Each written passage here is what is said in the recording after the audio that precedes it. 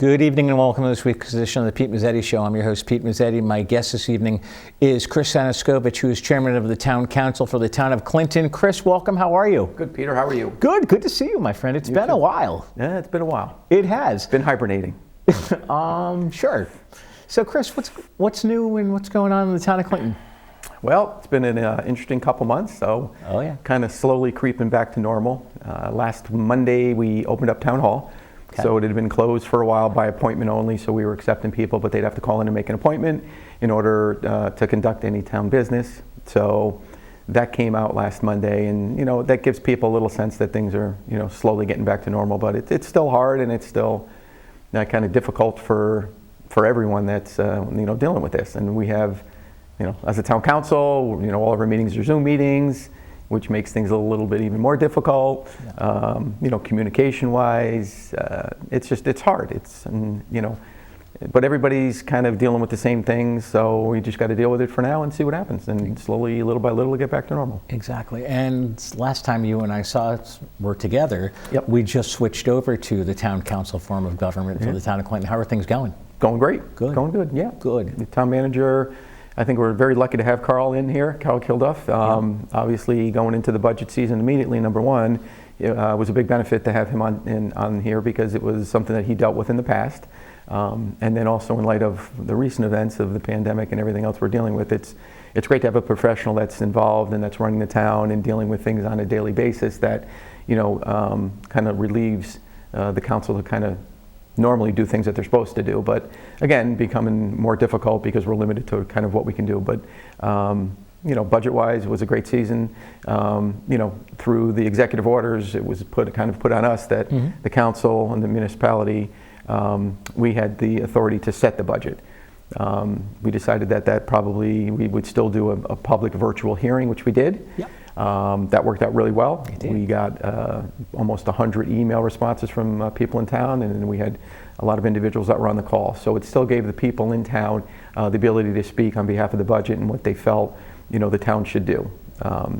As a result, at the end of it, we were able to get to a zero budget. Mill rate stayed the same from last year, which was able to give the people a little bit of a relief going into into this year and into some of the issues that we may be seeing for some time. Exactly. So how's the Town of Clinton doing since the pandemic hit, and what's been going on? Yeah, everything's fine. I mean, everything seems to be working fine. It's just different. Right. So we're all doing well. It's just a matter of we're doing business differently. There's some things that we would want to get done on a council. As far as the town council goes, we're directed to do policies and procedures and such, and that's more difficult when we have the Zoom meetings and being able to put together committees that will work on certain things. When we first started out, we had some policies we put into place. There's other things that we want that are on our kind of table to get done.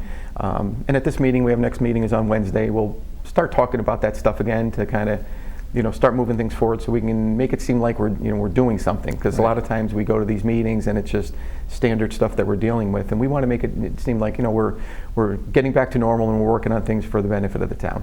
Exactly. So tell us last time you and I were together, tell us a little bit about Carl Kilduff. Carl came to us from Darien. Okay. Prior to him coming to us, he worked for the state of Connecticut Housing Authority. And he's had a lot of experience as a town manager. So he was a town manager in North Branford, town manager in Darien, and then also previous to that he was a town manager down in Pennsylvania. Oh, so he comes here with with a ton of experience, which was important to us when we went into finding that individual that was going to be the first town manager for us. We wanted to make sure the individual had the experience, had the background, and dealt with things. Lucky or not lucky, we're glad to have him based upon what we've kind of been facing in the past couple months. Absolutely. Because he's been a steady hand and a steady voice through all of this for us as a town, and that's important. Absolutely.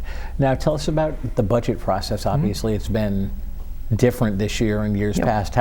What happened? Well, the beginning was fine. I mean, the beginning of the process, we went through, we had our meetings, all of our meetings were scheduled, so we did meetings with the department heads.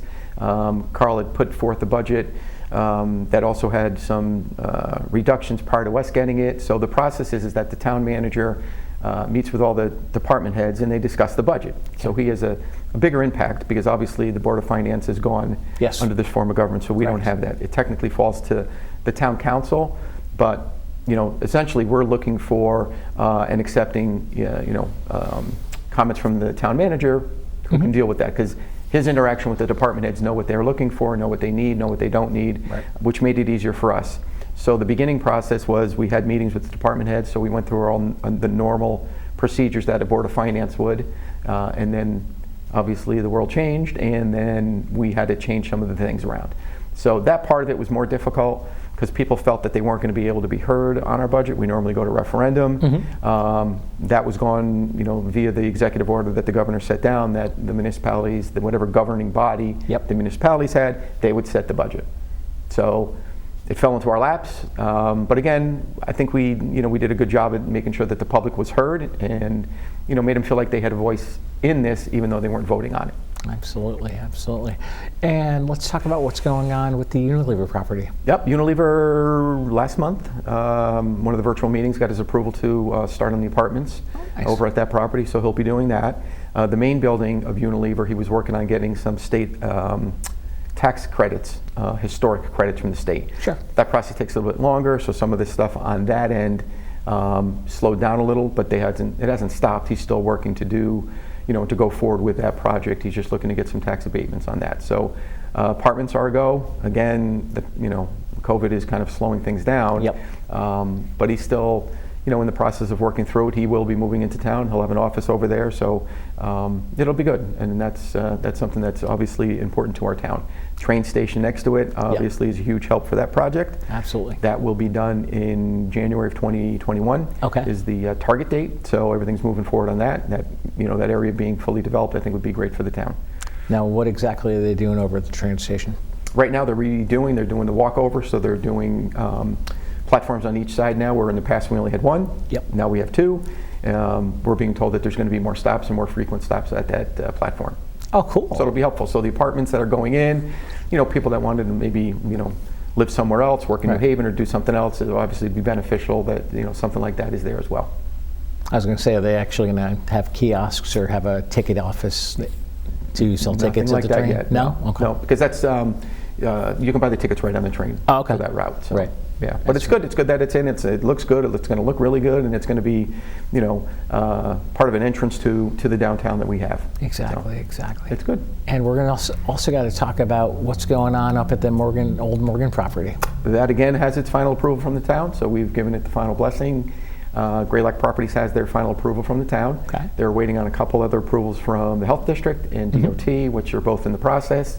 Obviously, again, COVID delayed some of those things from happening, but they are moving forward, and I know the Health District is doing what they can to help us, obviously knowing that it's a very big project for our town. So they have the final approval, and no big secret, Big Y is going in. The article was in the paper, so that was announced. Long-term lease, so very beneficial, again, to our town. The other pads that are there haven't been announcements on what's going in, but I know that those are in the process of being leased and being rented, and that information will be coming out shortly.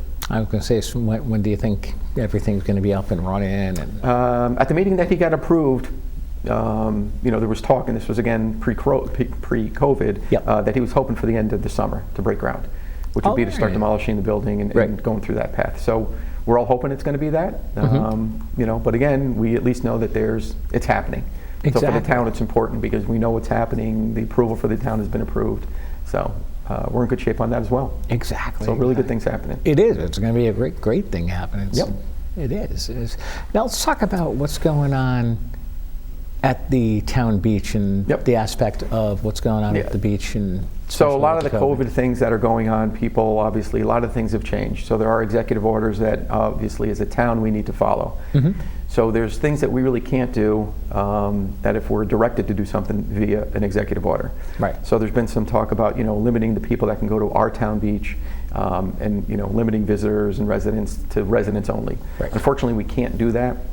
We can't say that somebody is not allowed to come into our beach.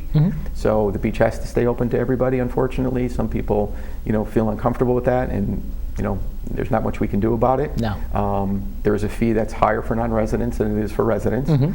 But again, we can't sit there and say the town beach is closed to anyone but Clinton residents. Right. So it has to be open to everybody, and we have to kind of just deal with it. And hopefully everybody understands still what's going on in the social distancing and heeding the warnings that we've been given by the state health district and by the state itself that to follow these guidelines that they've set forth, hopefully prevent it from spreading. Exactly. And let's talk about the aspect of the local restaurants during this whole pandemic thing. And things have changed. Things change a lot. So, and those are the people kind of that you feel bad for. And you want to be able to do all you can as a town for them. A big thank you to our chamber, who is doing a great job, Paul Orsini in the chamber. Absolutely. In Clinton, that are doing a great, phenomenal job at promoting all the restaurants that have been open. As soon as we went into this COVID pandemic, they were out there at the forefront saying, these are the restaurants that are open for takeout only. So he was a guide, for us as a town to put out there so that we can let people know that we're here to support them as well. Right. So, now a little bit different, you have some indoor seating that's available, but again, still not ideal for any restaurant. Right. So it's hard, and you feel bad for them, and you want to be able as a town to support anything that, that they're going to try to do going forward, and let them know that we're here to support them. And it's hard, and we understand what they're going through.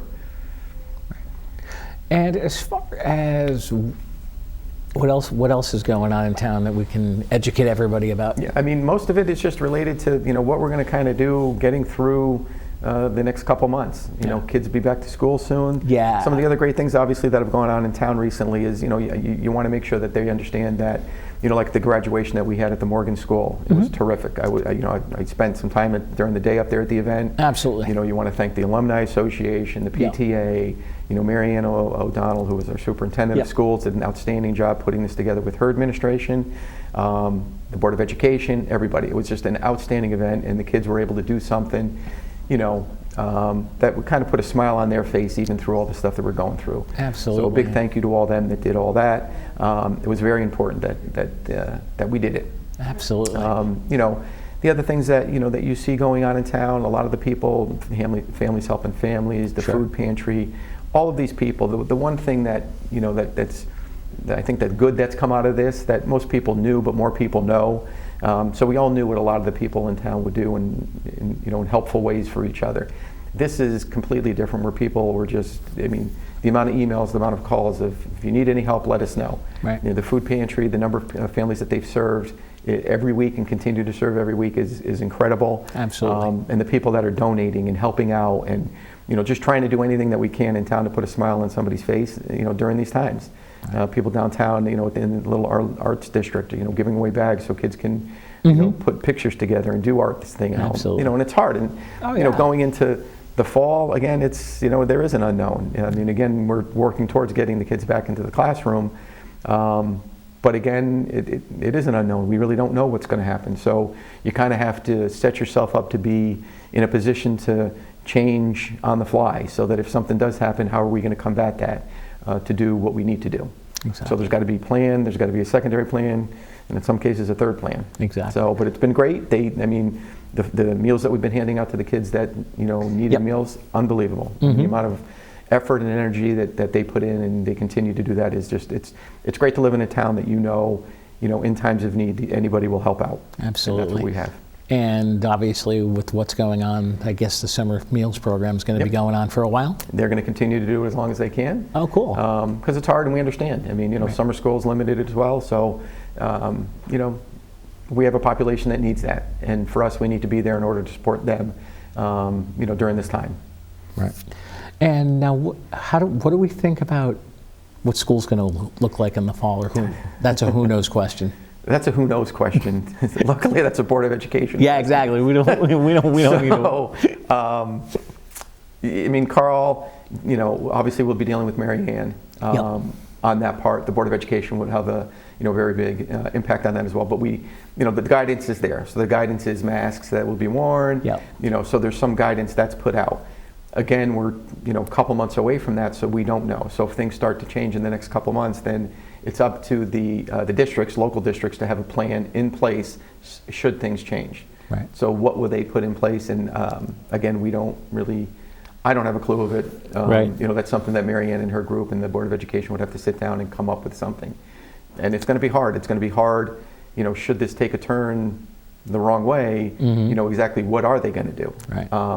And it's going to be hard. I mean, it's, you know, especially for the teachers. I feel bad for the teachers, you know, because, you know, they're going to be the ones dealing with it on a daily basis. Oh, absolutely. And it's hard, you know, regardless of the age of the student, it's going to be hard for them to maintain and continue on with the mask, you know, thing. And it's hard, you know, trying to teach a child, you know, but then, you know, you have to worry about that. So it's going to be different, and, you know, we're going to have to learn on the go. Absolutely. Now, speaking of different and learning on the go and how things are going to look, when you walk into the town hall, what's it look like? It's going to be different than it was before. So it is open. So there's the top entrance that would, for anybody that's looking to do business on the top floor. And then you have the lower end, which is the land use office. Downstairs, Finance department, which nobody really goes to. But so land use, if you need land use, there'll be one door in and out. The staircases will be marked off so nobody can walk around the building. So if you have a tax bill, town clerk, you know, the assessor's office, all those upstairs, so you have business to do with them, come in the front door, but you will not be allowed to walk through the building. So it's going to look a little different on that way. We just want one way in, one way out. Right. But it's just another way that you have to take preventive measures. Absolutely. It's good to have it open. It is. It is. You know, having to call in and make an appointment is difficult on everybody. And there was a period of time where everybody was away from town hall. But you know, now we're quasi back to normal. Exactly. And speaking of quasi, I saw something on social media the other day. You guys posted a picture of a drop box. There was a drop box that we put out front to make it easier for people. So for tax bills, if somebody wanted to pay their tax bill, they, you know, or didn't want to make an appointment to go in to pay the tax bill, felt uncomfortable going into it, we just put a drop box outside, which allowed them to drop off their materials in there, and then everything would be fine. And everything. Checked once a day, and then we're good.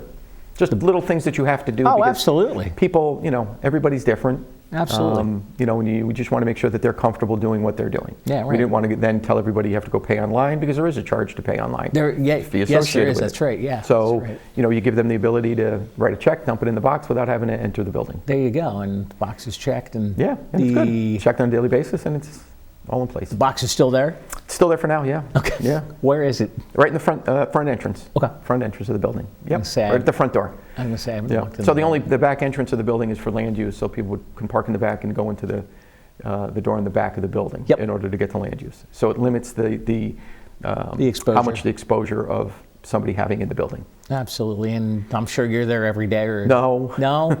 No. I mean, occasionally we have meetings with Carl if we have to talk about stuff that's related to the town, but you know, you kind of social distancing, you have to go through all that stuff still. So talk to Carl on the phone. I mean, the interaction, you know, and it's different. So I mean, our town council, you know, we have 7 people. As the chair, I'm the one that interacts with Carl mostly. If there's things that the council members want to talk about, want to, you know, discuss, you know, it's easier to have, you know, one individual that does that. And it's just easier, right? You know, and again, there was some talk about, you know, with the town manager form of government, there's some people about, you know, why they don't hear from Carl more. Right. But unfortunately, the town manager form of government doesn't really warrant that, you know, him being out in the forefront. Exactly. So the chairman of the town council, be it me, be it anybody else, is the ceremonial head of the town. Right. So they would be the one that would be, you know, relaying messages to the public. That would be you. That would be me at this point. So Carl is the town manager. You know, they stay apolitical. It's not a political position. Right. And basically, that's how things work. And it's done for a specific reason, and that's why they enjoy doing that job. Their job is to run the town, is technically the CEO of that town, but not involved in the public interaction necessarily as it relates to messages that are being delivered. Exactly. Any of the things that I've said or put out in the public would always be through a town head. Yep. So I personally, I'm not there on an island by myself just making comments to the public. If there's things that we need to address within the town, I will go to a department head. Should it, you know, be DPW, should it be the police department, whoever that department head would be. Exactly. And then there's also things that me and Carl discussed that if we feel warrants something to be put out in the public, we'll do that as well. Yeah. But again, we're going to address that, I think, because a lot of people are, you know, maybe, and they're not nervous, but when you go through a pandemic and people say, you know, we hired a town manager and he's the leader of the town, you know, generally he's the leader of town hall itself. Right. That's what he does. And I think it's a different way of doing business. So I think we just, you know, we're going to address that at the meeting on this Wednesday as well. so that people understand better how it flows, how it works, and that, what we're doing is just trying to all stay. And again, our charter dictates what we do. I mean, so really can't go outside the box. We have a town charter, and we follow our town charter, and our jobs and responsibilities are listed within that charter. That's right. And I believe the town charter got updated recently. November of 19. This is what brought the town manager form of government here. That's right. So within that that basically dictates it. That's our go-to document, because it gives the job responsibilities and kind of flows through on how everything works within our town government now. And again, a lot of people just, I think, need to get acquainted with that so they understand that what we're doing is what we're supposed to do. Yep. That's it. Exactly. And it's going to probably be very interesting once you guys go back to meetings and It'll be different. having your meetings, and you're open to the public, and everybody's going to have to stay 6 feet away from each other. And how's that going to look? A lot different. Well, a bigger building to have a meeting in. Bigger rooms. Might have to go outside. We're going to the parking lot of town hall. So you're going to be, we'll be at the green room probably, because it's the biggest inside venue that we have at town hall. Or there's other places we can obviously go into the auditorium. So we could do the auditorium. So there's other places within the town that we can do it. And it's hard, and it's not just us as a town council, it is every board and commission in town, because it's very difficult for them to get any work done a lot of times without meeting. Absolutely. For people that are looking to get permits and people that are looking to do things, it's difficult for them, because meetings for them are normally in person, showing documentation, showing maps. Right. So it's hard, and we're trying to get back to that, but we don't want to push anything. There really hasn't been much talk, I guess. My feeling is maybe the end of July we revisit some of this stuff. Right. Time just seems to be flying by, but I mean, at the end of July, maybe we look at it again and say, is now the time for us to do it? We certainly could do an in-person meeting and maybe limit the public, but again, I don't want to do that, because that's who we're there to represent. Exactly. You want them involved. People got something to say. Right, and the different, planning and zoning, inland wetlands, they come with maps, they come with drawings, and it's hard. You know what I mean? It's not that it stops what you're trying to do in town, but it limits what you can do. I was going to say, it's probably difficult to run a virtual meeting when you're trying to get stuff done. It is. Rather than sitting around a table 6 feet apart from each other in person. It's probably very hard. It's probably a challenge. No, it's a challenge at best. Yes. But again, a lot of the stuff that we were working on as far as our bigger developments within the town, the old Morgan and Unilever, luckily, knock on wood, these were approved prior to this. So they were able to get through that system and do everything they need to do. So at least there was no delay in getting that done. Right. So for us as a town, that's obviously a big step.